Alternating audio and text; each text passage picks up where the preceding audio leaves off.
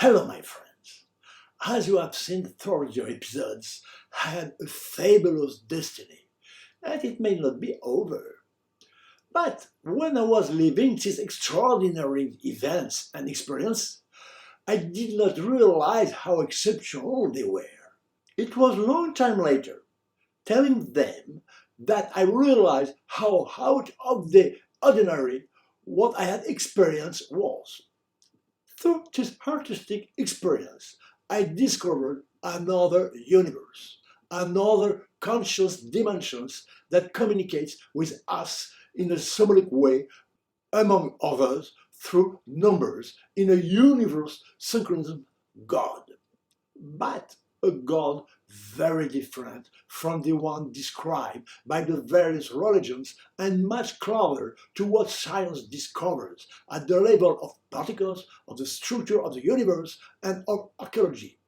Completely acceptable by reason, reinforced by the fabulous experience of being able to contemplate and feel Him. After receiving by inspiration the link between the book of Revelation and my discovery of the relationship between painting, light, music, and electronics, I was led to delve deeply into this text. I recall that in wanting to animate painting with music using small colored lamps arranged in a second composition behind the painting, I had discovered separately many forms acting strongly on the spectators, but I couldn't put it together. It was the text of this mysterious book that I was able to decipher that served as an alien thread to get out of this labyrinth, which I described in episode 62, in which I was lost. I understood that everything is symbolic, and as with all symbols, there are several levels of understanding nested with each other in layers. Here are the ones that came to my attention during my research. The level of Jehovah's Witnesses, where everything is explained in a very word by word and superficial interpretation, putting themselves at the level of good people who are thirsty to hear reassuring words, but who do not have the knowledge or ability to understand more symbolic interpretations. This is a very simplistic explanation that obscures the essential point. The predictive levels that announces dramatic events taking place during the 20th centuries and the beginning of the 21st. These predictions are intended, among other things, to place in time the moment when the ecstasium will appear and produce its fantastic effects. The level linking Kabbalah, astrology, alchemy, and esotericism, which shows how the relationships are very complex and intertwined in this text. The scientific level shows that the beast or the dragon are only allegories representing flowcharts concerning the various aspects of science, discoveries, and their evolution. Andrew Turek's translation of the Bible, which said that nothing should be taken literally. You don't have to understand. It's like this, but it's something that makes me think of this. A bit like a cloud can evoke as a character, but it is not a person and only a cloud. The interpretation of an Orthodox prayer leads to a deep introspection that is difficult to assume, where it establishes relationships between various aspects of the book that are not connected in the text. It gives very profound and human interpretations, which are supposed to guide people in his life. The master plan, allowing the implementation of the pictorial and luminous elements leading to the realization of the gate of ecstasy, the gate of paradise in the center of the ecstasium. It has provided very beneficial ecstatic effects on many spectacles and can even be widely shown by the kaleidoscope or movie painting that he has generated.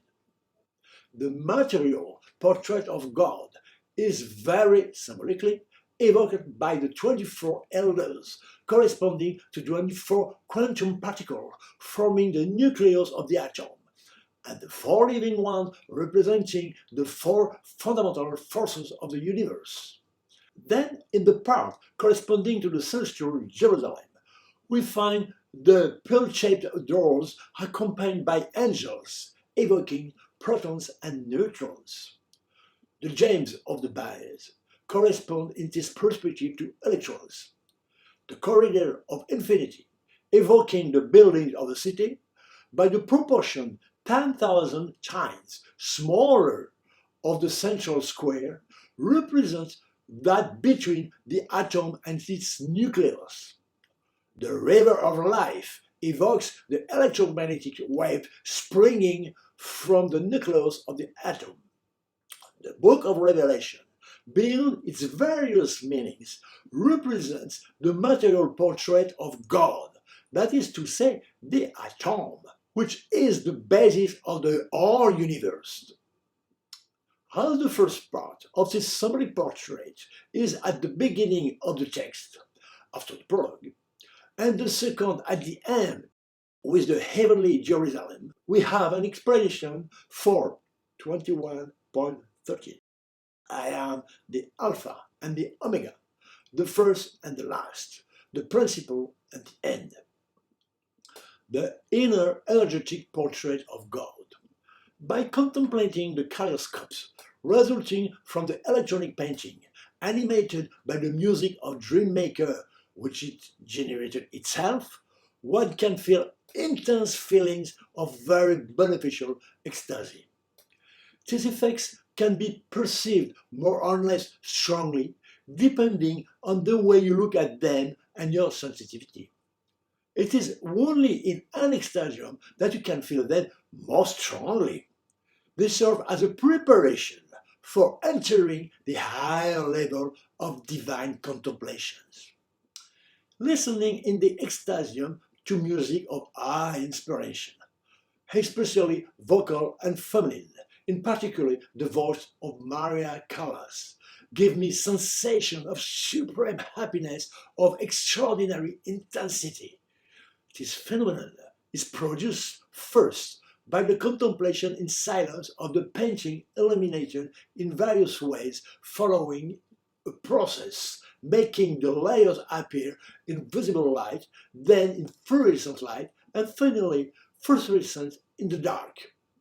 At this point, I start the music for a very short time, ranging from 4 to 10 minutes, depending on the piece, with a preference for 6 to 7 minutes. The effect, almost instantaneous, makes me feel a strong current of energy, very enjoyable, running up and down my spine, and then activating an energy form in the brain, transforming me into a vibrating ball of light. It is the 2 loudspeakers, Mr. A and Lady O, that brings about this effect by producing a very realistic, highly purified sound reinforced by the ecstasium's harmonic cage. It is the energy of the harmonics that I call the Yo energy.